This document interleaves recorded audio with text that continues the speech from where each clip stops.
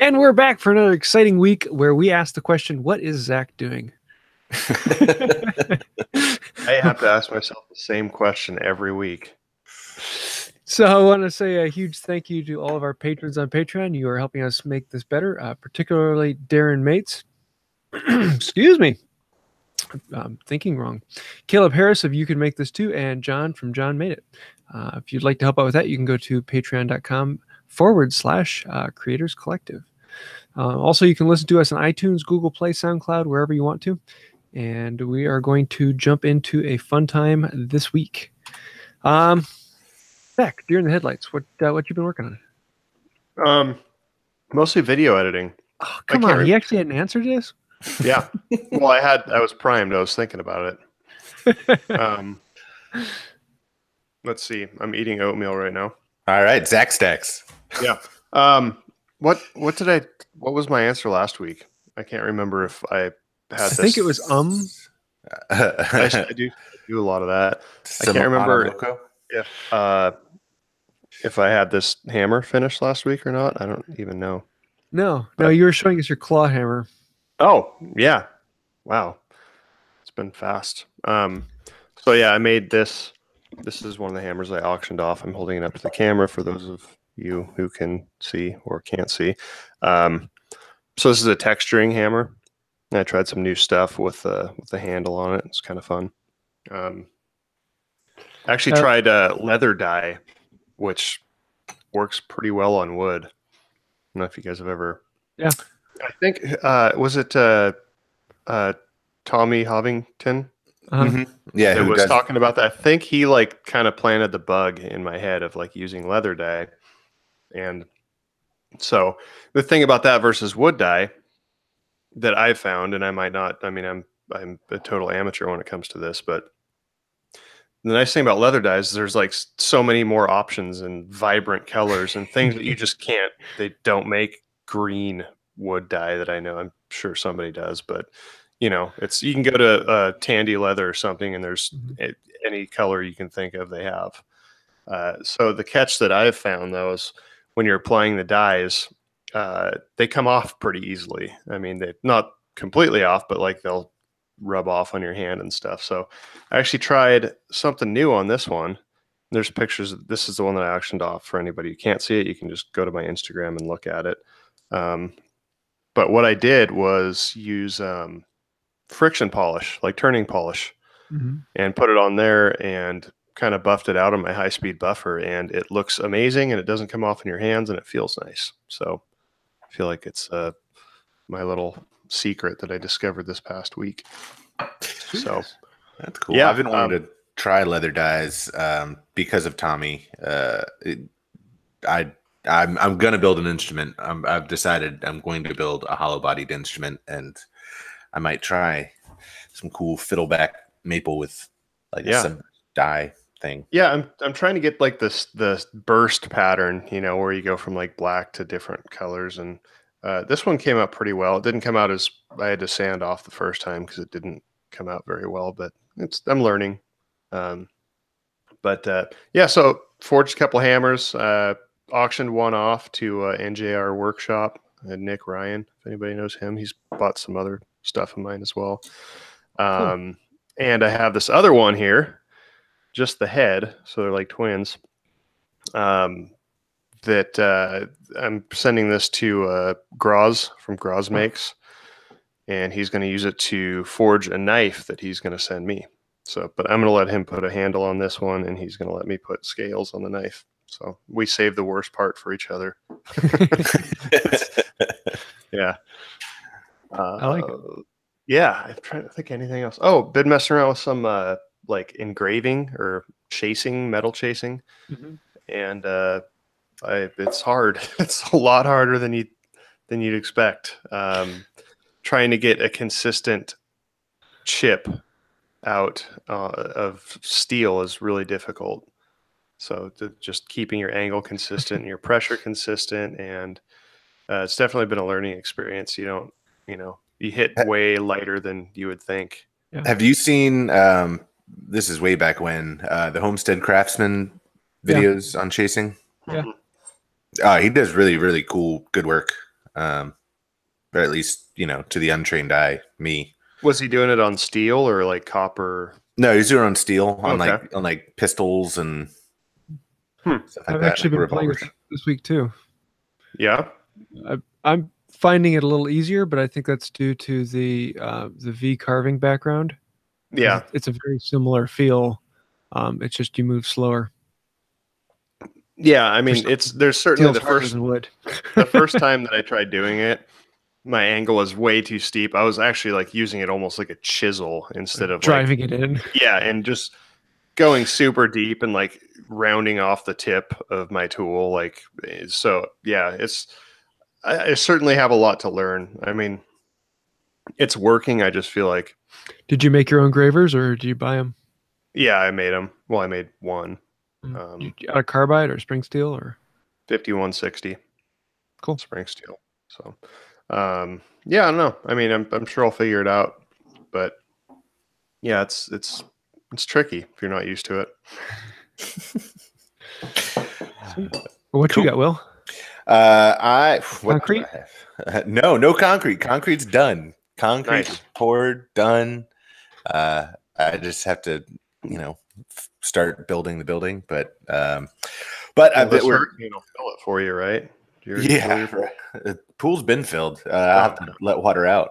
So we're playing the hurricane dodging game. We do this every year. So Hurricane Florence was supposed to hit Virginia, North Carolina, and South Carolina, and then come way inland to us, up straight through the middle of Central Virginia. And it was like, you know, the apocalypse, and all the news places were, you know, hide your children, hide your wives.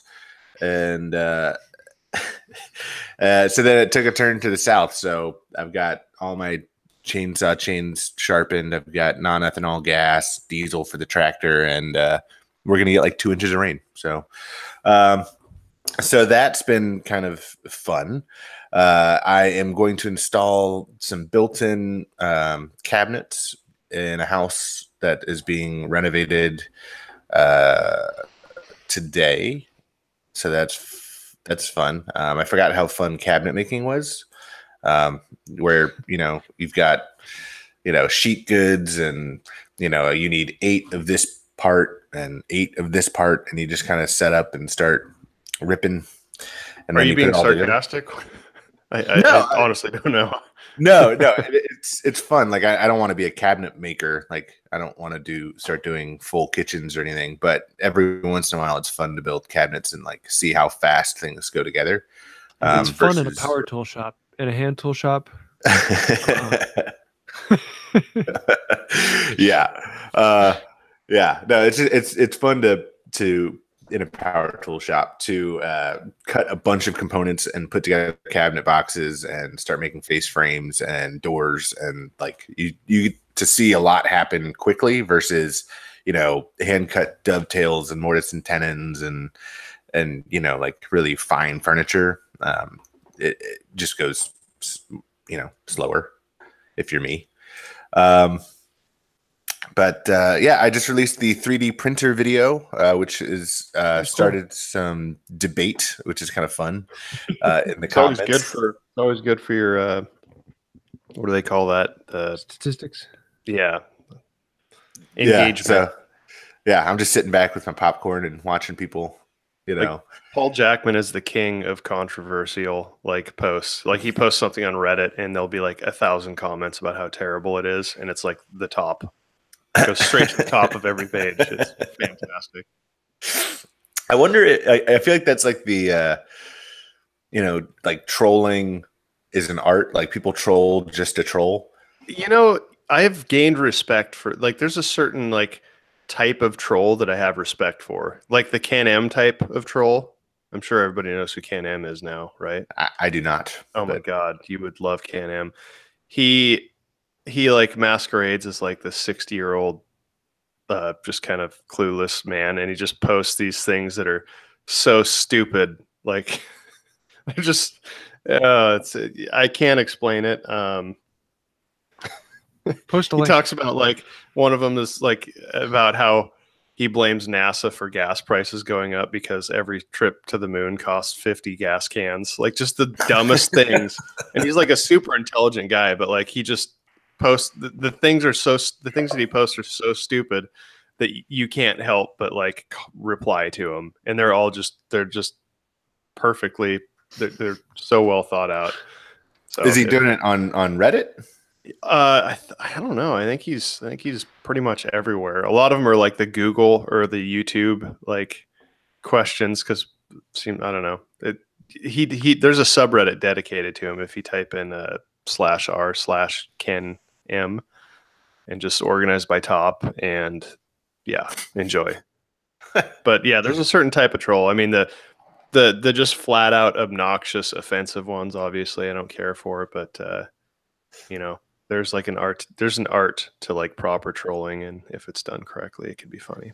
Well, I think so. People aren't actually trolling the video; they just have opinions, and there's a lot of contrary opinions in the comments of this 3D printer video. So I titled the video, "Do you need a 3D printer in your workshop?" And the whole premise of the video is, 3D printing from the eyes of a working, like a wood and metal shop, and do you need it? What can you use it for? What is it good for? And I tried to be pretty transparent in the video, just saying, like they sent me this printer. I printed some stuff. I think it definitely has a place.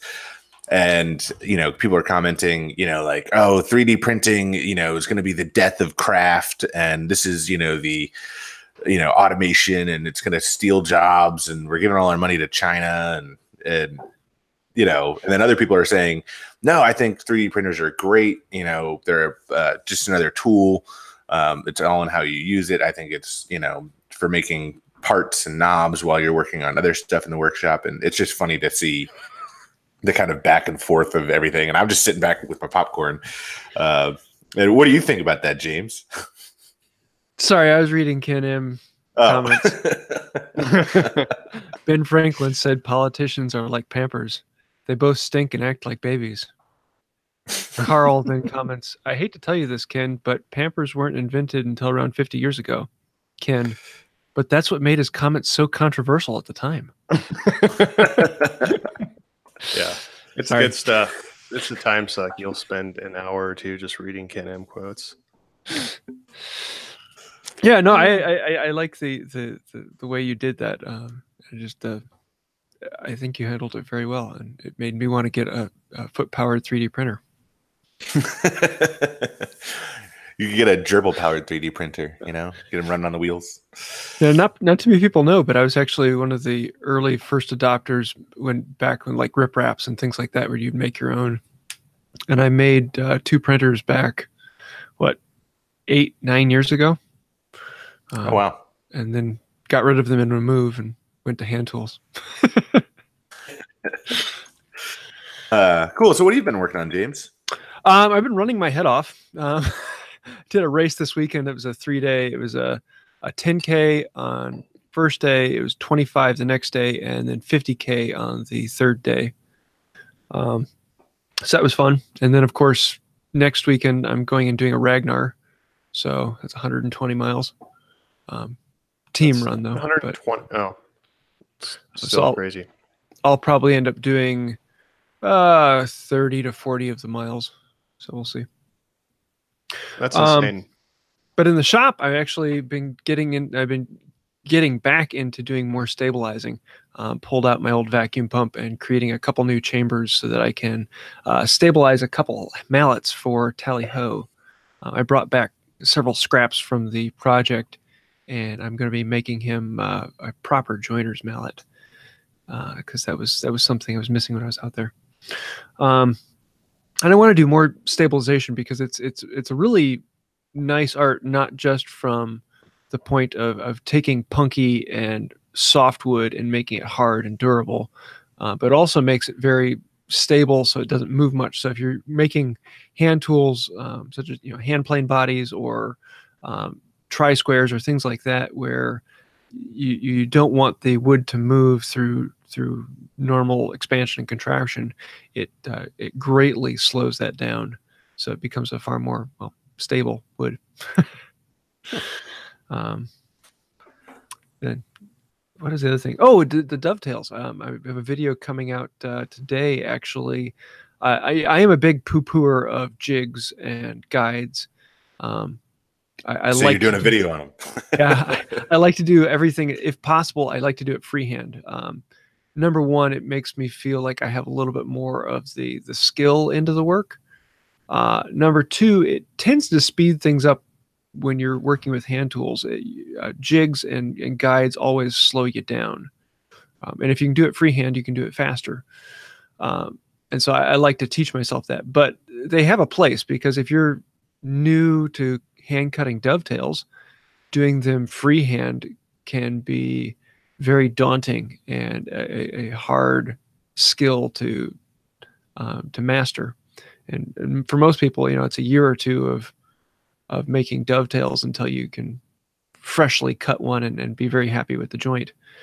Whereas if you get a magnet guide, you can slap it on there and your first time make a really nice, tight, clean dovetail with a handsaw.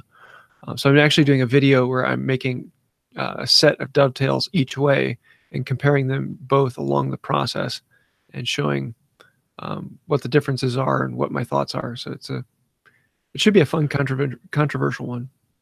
Yeah, I feel like, I'm in the same boat as far as like, eventually I want to get to the point where like I don't need jigs on stuff. And but I do feel like starting out sometimes, or at least being around somebody, like you need to experience firsthand what a proper something looks like. Yeah. Whether it's somebody else in your shop showing you, like what does sharp actually feel like? Yeah, you need to see the process of something done properly firsthand and be able to ask questions, that sort of thing.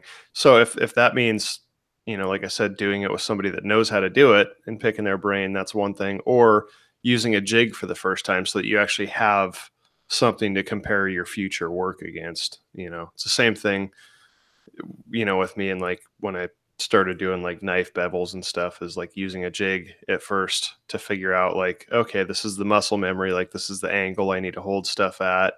And then once you get that down, you can start kind of, divorcing from using those things.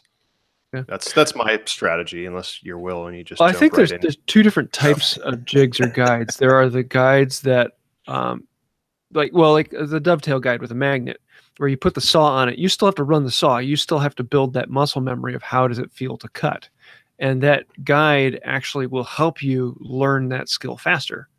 But then there's other jigs that will do the cutting for you, and you're not actually learning with the jig how to do it, if that makes sense.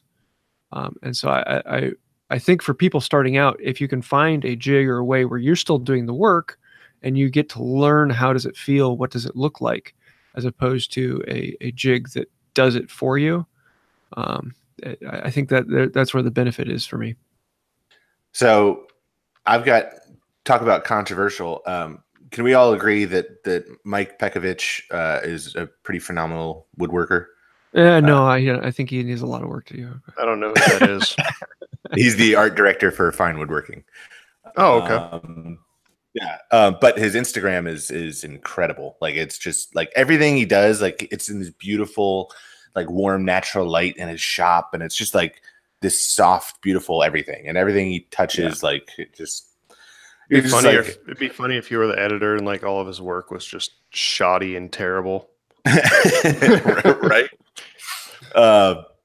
No, but he cuts his, and he'll talk about this. He prefers to cut his dovetails at the table saw, with a jig, with a sled, or with a, like a thing that you slide over the blade. And I think that's really, really funny because he advocates, whatever gets you there in the finished product that you like.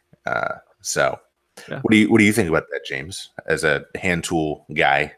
Oh, I love it. The more people find what is enjoyable to them as opposed to what is fast and efficient, the more I agree with it, even if it's a completely different method, because I do things that most people think are absolutely dumb because they're the slower method, but I find that to be very fun. And if the shop is there for you to have fun, if the shop is there for you to get away from the world and relax, the method you choose should be determined by what enjoyment you get out of it, not by is it the most efficient method.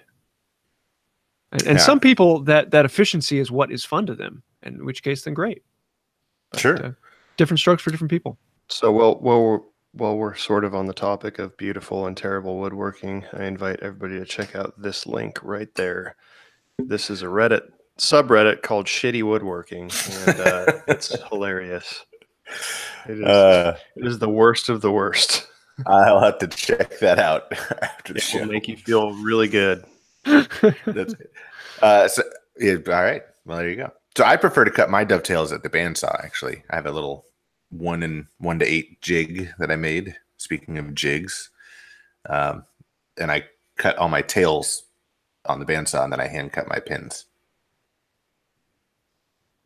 I usually weld mine together. You weld your dovetails? Yeah. All right. Where are we in life? Well, I think I'm looking at carrot joinery on Shitty Woodworking. Somebody's doing mortise and tenons with carrots. Yeah. This podcast has gone downhill. I quit. I'm out. What's that? We have quite a few questions. Several have come in over the last week, and several left over from last podcast. Let's see. JW Craftsman. How many times do you rearrange or reorganize your shop before you're actually happy with the layout? After working in the shop a few months, I always think of, and he stops there. I always think of two. Every 6 months, I rearrange the shop. Absolutely. Every time I rearrange the shop, I fall in love with my new layout. And then 6 months later, I look at it and go, this is stupid. And then I rearrange everything. You remember like when you were a kid and that was like the most exciting thing is like moving your bed to another side, Yeah, rearranging your bedroom. It felt like a whole new world. And give it to my parents and propose the room rearrangement. That's funny. I used to do that. That's funny that we all had that same, like I'd rearrange my room and then like have to go tell my sister and my parents to come look. And it's funny. It was pretty great. God, I don't know. I think my shop it's really hard to work in a small space. I'm sure anybody. You keep getting a new influx of tools. I do. And I mean, I have way too many tools for my space. Like it's like an obstacle course. I feel like, like in the obstacle course where they have like those tire things that you have to like jog over. Mm-hmm. All the tires stuck together. I feel like that's my shop all the time. Like I'm always like stepping over things and But I think ideally at the end of every project, I do a deep clean and try and organize things, put things back, that sort of thing. Doesn't always happen, but I try to. And anytime I get a new piece of equipment, I'm kind of forced to rethink my layout and try and make things work and try and get rid of things. Just probably a month or two ago, I went through and I finally threw out like 90% of all the things that I've been holding on to for like that someday project, like pieces of wood that I've had for 2 years that I'm like, that'll come in handy someday. And, pieces of metal and all sorts of weird things that I've just held on to because with no definitive plan. I don't know if anybody else does that. So I think that's a good, when you're doing that big purge, especially because I just set up my online store, www.wmwalkerco.com/shop, where, it forces you to make a bunch of stuff out of those, someday pieces of wood and then sell it or give it away as a gift or anything like that. I just threw it all in the garbage. Blasphemy. I kept like my good hardwood, but I had like seriously like 6-inch chunks of like pine and just weird, just stuff that's pretty much trash. I mean, and lots of it and like little metal pieces that I'm sure I could have used them. But when I thought about it, I'm like, this stuff it's hard to throw away because by itself it doesn't take up a whole lot of space. But next to its 400 buddies, that are little tiny, and just a huge, it ends up eating up a lot of space. And I think, well, what's more valuable to me? Like saving, maybe a couple bucks by having all these little tiny scrap material next time I need to do something, or like having an extra 4 feet of floor space. I'm like, the floor space is way more valuable to me than whatever I'm going to save by having these completely random things that I might never use. So I really, it was kind of difficult, but it was very it was actually a really good feeling to just go through and purge everything that I don't. Yeah. Cathartic, I believe is the word you're looking for. Yeah, Matt Cremona does that once a year and actually has this massive pile of lumber, and he'll post pictures of it and say, anyone want it? Come get it. Yeah. I've thought about opening up my shop on a weekend and just saying come raid my wood pile, for stupid cheap prices, like air dried walnut, $1 a board foot. That's insane. Yeah. Walnut's I think it's $13 or $14 a board foot here. Holy crap. Yeah. It's $8 a board foot for the plain stuff, and then the highly figured stuff is $10. Yeah, here. it's see, walnut up here is like $6 to $8 a board foot. Yeah, the further north you go, the better everything is. Half the trees up in walnut. Yeah, I was talking to my guy at my hardwood dealer a few years ago when walnut went through the roof here, because it was like $6, $4 to $6 a board foot 5 years ago, and then it just shot through the roof. And I asked hey, what's going on? And he's like, well, we have to ship it all, I'm getting it from mills in the Midwest, and we have to ship it freight all the way here, and so that drives the price up. Yeah. Yeah, talking about shop organization, I think that's actually a power tool problem, because I have absolutely no desire to rearrange my shop. I did when I expanded the shop and basically created a new shop in my basement. But as I stand in one place and all of my tools are within reach where I'm standing at the bench, I don't really have a need to move things around. Wow. JW Craftsman says he pays $2 to $4 a board foot for walnut. That's insane. Yeah, if I go to my local Sawyer, a guy about 45 minutes away from me, I can pick up walnut for $1.50. That's insane. Rough sawn quarter, 4/4. Is it dry? Yeah, air dried. See, if I need anything cheetah print or Insure or any sort of Centrum Silver, I can buy that shit in bulk for dirt cheap down here. Whole black market for that stuff. Well, on that note, burial plots probably really cheap. Jonathan24 asks, how do you get musical creativity versus DIY creativity? Do your music ideas pop into your head? Thinking of a song isn't like turning steel into a knife. Clever project ideas come from a need for a solution. How do you know you aren't ripping off anyone else? Ripping off anybody else with the music or with the... Yeah. No, I don't care. If I come up with something and it happens to sound like something else that I didn't intend for, I don't know. I don't know. This is a topic that has been, talked about through the eons. There's only so many chords. There's only so many notes. There's only so many, there's different styles of music. But that was when, who is it? Sony tried to sue John Fogerty for sounding too much like Creedence Clearwater Revival. Who was the front man for Creedence Clearwater Revival? Yeah, and the whole thing was you're suing me for sounding like me? Yeah. No, and emulation is a huge, we all emulate in some way. The pieces of furniture I make aren't, going to be completely original. They're going to come from somewhere. I saw something somewhere. You heard a piece of music that you liked somewhere. Rock and roll, is deeply rooted in classical music. It's, I don't know.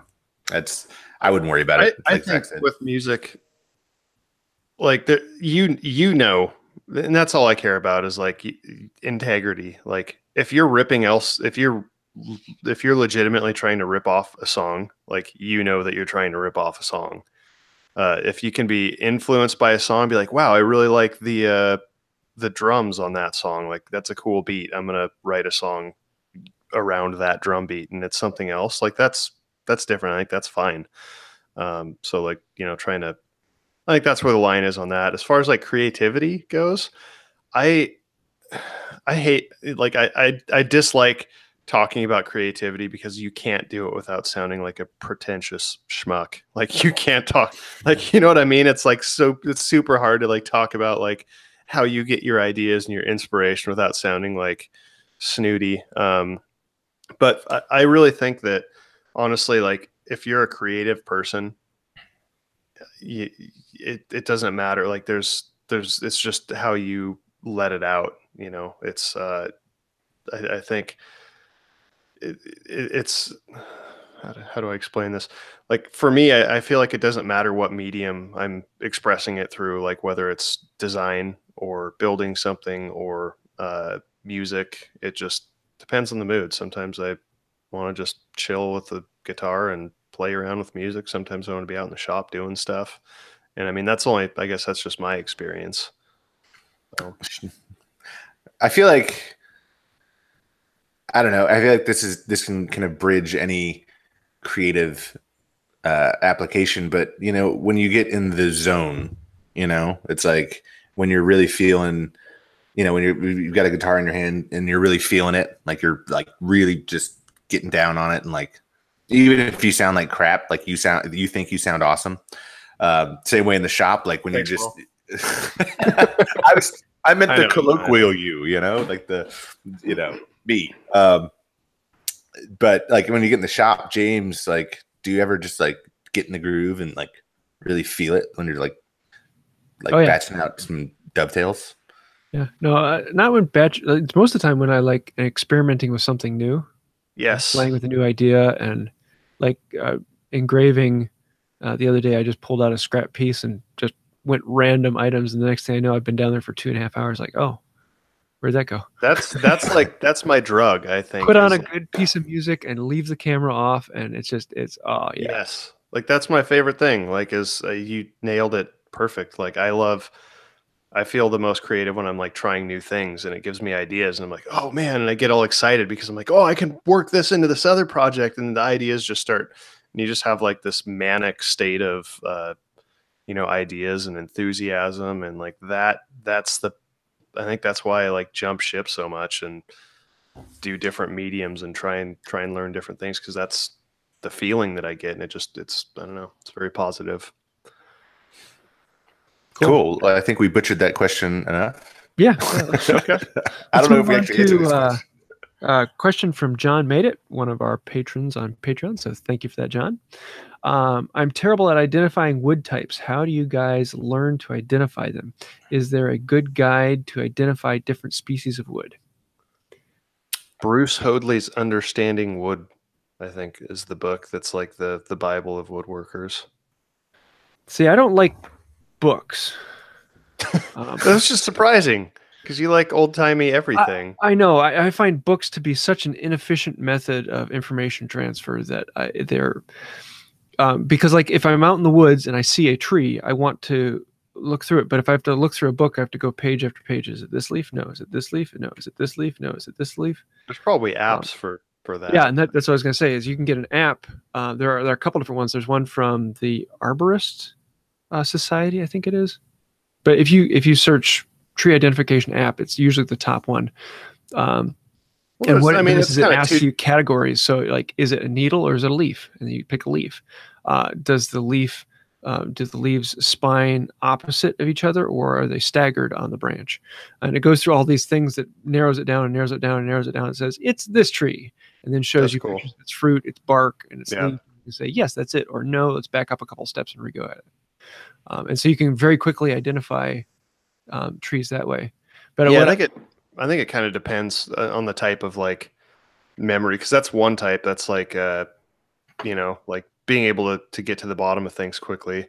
Mm-hmm. And the other thing is like trying to build that, I don't know, not rote memory, but like that base understanding of like, whether something is porous or ring porous, and depending on whether you're trying to identify a tree or lumber or I was going to say the lumber. Yeah. Yeah. I mean, knowledge is knowledge. I try and learn as much as I can. But it's still a great book. I mean, that's like one of the, I feel like it's like not a rite of passage, but it's like it's a very, very informational book. There's a lot of stuff. I feel like as much as I say I hate books, I have that one on my shelf. So yeah, there's a lot of good info in there. So I have no books, and I've gone the route of experience, not to sound like a jerk, but just working with woods that what they are. Like if you go to the your hardwood dealer and you buy a stick of white oak, a stick of red oak, a stick of walnut, a stick of cherry, a stick of hard maple, a stick of soft maple, and working with it enough, and you get to know the properties of it. And then when you're out somewhere and somebody says, hey, I have this piece of wood, what is it? Well, now like I can look at the certain characteristics and say, oh, that's white oak or that's red oak. And those two are really actually hard to tell apart without seeing the tree. And unless you put them right next to each other and you're like, okay, this one is, a little bit more red. This one's a little bit more brown. But and looking at the end grain, looking, if there's any kind of, medular ray flex, I can be like, oh, well, that's oak. Like, I don't know. Experience really is the best teacher. Yeah. The more you play with, the more experience you have. And there's so many weird exotic woods that I think it would be ridiculous to. I mean, I think if you can on visual tell apart 10 different types of wood, you're probably pretty set. Like that's probably 90% of what you're going to come across. If it's purple, it's probably purple heart. If it's like there's some obvious ones out there, and pine and even oak and ash can sometimes look a lot alike. Absolutely. I feel like ash is like the slightly cooler, more grainy figured version of oak. And it's cheaper here, at least. And it tastes different. That's a good identifier. Yeah. There are actually a few different types of white oak that look almost identical to red oak. And, especially, then you start getting into like pin oak, which is a red oak. Or black oak, which is a red oak. Yeah, and so there's like the difference between a swamp oak and a bur oak are almost identical, but are far more wild than like a white oak or an actual white oak. Mm-hmm. But then you can get into all those little details of like what is a soft maple, because there are dozens of different types of soft maple. It's any type of maple that's not a hard maple, but then each one of those has its own slight characteristic, and so you can actually dive into the list even deeper there. I was trying to come up with some sort of bur oak musical joke for the podcast. I couldn't quite put it together. Yeah. Boo. No, it was like, talking about, identifying wood. I just sold my 18-inch planer because I got a 20-inch planer, and the guy that came down to buy it, I put it on a pallet for him, and he was talking about, the pallet woods, and I only get pine, and I looked down and I was like, oh, well, on that pallet, there's, some soft ambrosia maple. There's, white oak, that's southern yellow pine. That's, and he was kind of like, you could tell that just by looking at it. It's all rough. And I was like, yeah, well, you look for certain characteristics. The more you play with it, the more you know it. Words to live by, James. Oh, man. Okay. On that note, so many shirts. Like every podcast, we get like a great shirt idea. I think we're actually out of questions. So if you have a question you'd like to have us answer, feel free to send it one of us, or put it on a comment somewhere where we'll find it, and we'll try and get it on the list. Otherwise, you can join us live, and we do normally pull our comments from there. This week we're not going to do the Creators Photo Challenge, as that is due next week. So you have one more week to get in your photos challenge before Zack stops his dogs from barking. Let's see. Oh, it's the freestyle. So you get to do whatever you want. We're just looking for a picture in your shop or woodworking or project or something you're making, and make it fit some of the topics that we have discussed on the Creators Photo Challenge. And so we're looking for some interesting stylized pictures. Use what you've learned using the compositional elements that we have challenged you with to make a fantastic photo, and we'll judge you. And we'll judge you. I think we have like 3 or 4 pictures in, so there's some good ones is wide open, and I'm looking forward to seeing what you guys put out. Let's see, joke of the week. We actually just got one from Stephen Ellis, and this is a solid one. I like this one. What do you call a jazz fan? Oop, it just jumped at me. What do you call a jazz fan that uses hand tools? A soul man. Oh, that's terrible. This is exactly what we're looking for. So I've actually been thinking about new T-shirt designs. James is losing it. And I wanted to do something with like a silhouette of a hand plane and have something about like I've got soul or I've something like that. And they all sound stupid. And this joke just clarified that for me. No, it just re-solidified my no. That's bad. That's what we're going for, though. So if you've got a great idea, leave it in the live comments, and I'll make a shirt. I need another shirt idea. I mean, I like my shirt, but I need something else. I thought my sometimes I make things shirt was going to do what well. Is on your, what's on your shirt, Zach? It's Washington. Yeah, well, it actually says Washington, which if you live in Washington, that's how old people pronounce it. I thought it was going to say I want to live here. Wash your hands, Washington. What'd you say? I thought it said I want to live here. Yeah, pretty much. I miss home. You should make a shirt that says ZH Fabrications and have some pine trees that come up like on either side of your logo, and it says pining for the Pacific Northwest. Yeah, and all the money will go into like your moving fund. Yeah. How's that GoFundMe going? I think it's at $10. Yeah. Oh. All right. There's like people with like, cancer and stuff that need money way more than I do. So yes. It's a hard one to compete with there, Zach. Well, I don't want I kind of felt bad after that thing came out. I'm like, I can't do this. Let's get into what's inspiring us. What are we watching, reading? Will, what you got? I am Wood Magazine. Totally lost my train of thought. I'm sorry. So I've been cutting some shelves, some adjustable shelves for these built-ins, and I needed to edge band the plywood, which normally I would just rip off a thin slice of wood, 1/16 of an inch, and then just glue it onto the edge, and that'd be fine because I'm not usually doing that many shelves. But because I'm doing so many shelves, I want all of the edge banding to be the identical thickness. And ripping a 1/16 inch strip of wood can be kind of spooky if you're doing it with the fence, really close to the blade versus cutting it on the other side of the blade. So Wood Magazine put out on YouTube how to cut thin strips of wood on the table saw. And basically you put your fence on the other side of the blade, use that as a reference, you space with a block of wood, a stop block, plus a 1/16 strip of wood. And that's your gauge for the blade. You lock down your stop block with either double-sided tape or use a like the mag switch or something like that.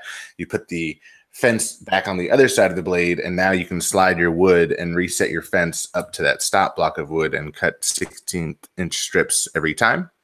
And you just move your fence referencing that stop block. And I thought it was a pretty neat tip. And they say cutting with a hand tool is slow. Well, once you get it set up, speaking of jigs, once you get it set up, you can rip as many as you want. Yeah, you know, that's a cool idea. Yeah, that was cool. How about you, James? I'm gonna put up Chop with Chris. He is a YouTube fun guy, and he creates these weird and wild and terribly cool things, and chops them out with hand tools. And most of the time, it's like large chunks of lumber he's found alongside the road, and he carves them into something. Like he recently built a huge throne with Game of Thrones theme to it, with the not like the sword throne, but with the crest of one of the houses. I don't remember which one. And just really cool. But he recently did a bowl carving where he carved this like 2-foot long oval bowl. It's just beautiful, beautiful work. So definitely got to check out Chop with Chris. He is one of my favorite YouTube channels. When he puts out something, I'm watching it. What about you, Zach? Cool. I'm gonna reference a guy named Yuri Tuckman, I think. It's a video on chasing, engraving. He does like this. Didn't you did that one last week? That's who I James? mentioned last week. Yeah. Cool. Good channel. Really? Yeah, really good channel. Well, I'm gonna recommend him again because that's really weird. Yeah, he does some amazing stuff. Yeah, I mean, he doesn't have a whole lot of videos out, but it has all the information you could want, and he does amazing work. So that is going to be my suggestion for the week. Yuri Tuckman. Cool. Let's see. So what's your favorite tools week, Zach? I think I have one of those too. You do? Look at that. Yes, Shinto saw rasp. I might have used that one before, but I used it a lot in the past couple of weeks, so I'm going to suggest it again. It is, I've been one of the things that takes the longest with handle making with hammers is handle making. And I've tried a whole bunch of different things. I have like every tool you could think of that might be useful for making handles. I mean, I've experimented with different things on the bandsaw. I have an oscillating sander. I have the disc and belt sander. I have draw knives, and the fastest way I've found is to get everything roughed out pretty close on the bandsaw and then just go after it with this wood rasp. It takes material off insanely fast, and it makes it really. But it's not too fast to where you can screw up easily. I mean, it's just fast enough to where you can still kind of get surface the profile. too. Yeah. I obviously sand after that, but yeah, there's a coarse side and a fine side. But what's really nice is for like the swells and stuff, it's really easy to get like natural kind of palm swells and tapers on the handle that are comfortable. And it, like I said, it doesn't take it off so fast to where you can, go too far too easily. So I have that really nice tool. I have that same rasp. I love it. Yeah. Pretty incredible. I feel like as I progress in my woodworking, I tend to lean more on the Japanese style tools versus the Western tools, which I think is interesting. It seems like, especially with their saws, it seems like it makes more sense to pull. I mean, when you try and push with a saw, it wants to bend. It wants to bow. It just seems like pulling would be, a more kind of a logical way to approach things. Yeah. It's funny. I don't know. I like the Shinto rasp and the Japanese pull saws. I also find them more affordable. Like a cheap Suzuki saw is like just as good at cutting, in obviously an opposite direction than a Western saw. But then a really high end Western saw. I mean, it's like if you buy a cheap Western saw, I don't think you're going to be very happy. But if you buy a cheap Suzuki saw, it's like, yeah, that works. Yeah. Huh. I don't know. No, it's much the same way with a lot of Japanese tools, except for chisels. Chisels, it's the opposite. Yeah, definitely. Cool. What you got, Will? 1/2-inch pipe clamps. They're just a good old standby. I think that they are an incredibly affordable, good clamping tool, and you can just go to your hardware store and buy whatever length of 1/2-inch pipe you need. Even I've got some fancier clamps, and I always seem to reach for my pipe clamps. I like them. I had someone talk to me recently saying, well, you should never use 1/2-inch pipe clamps. They're not strong enough. You need 3/4 inch. I'm like, do you know what the tensile strength of a 1/2-inch pipe is?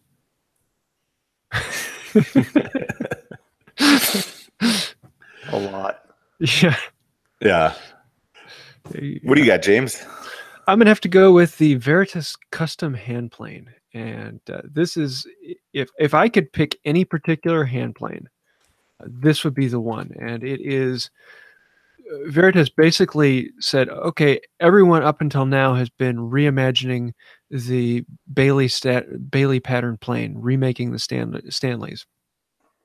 And that's great, but why not try and remake it? And so they basically redesigned the hand plane and put in a ton of bells and whistles and reshaped it.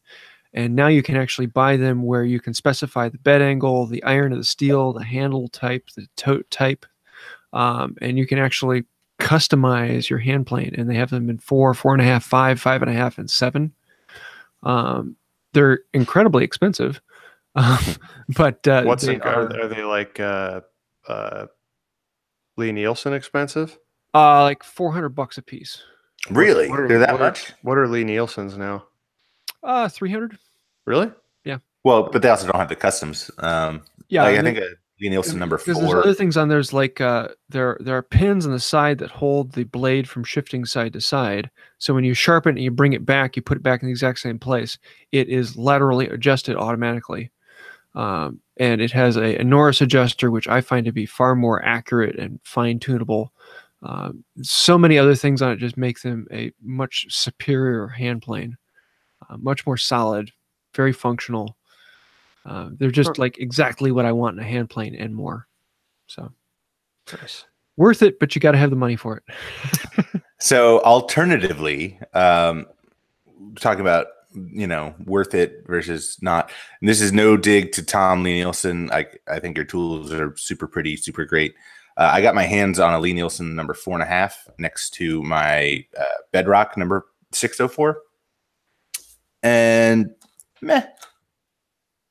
Like it was the Lee Nielsen was pretty. Basically, it's a Bedrock. It's modeled after the Bedrock, yeah. But for $350 versus finding one and tuning it up, I don't know. Yeah. Now, if you start getting into their bronze bodies, those are just sexy. What's the perk of bronze? It's heavier and it looks good. And it looks good. Yeah.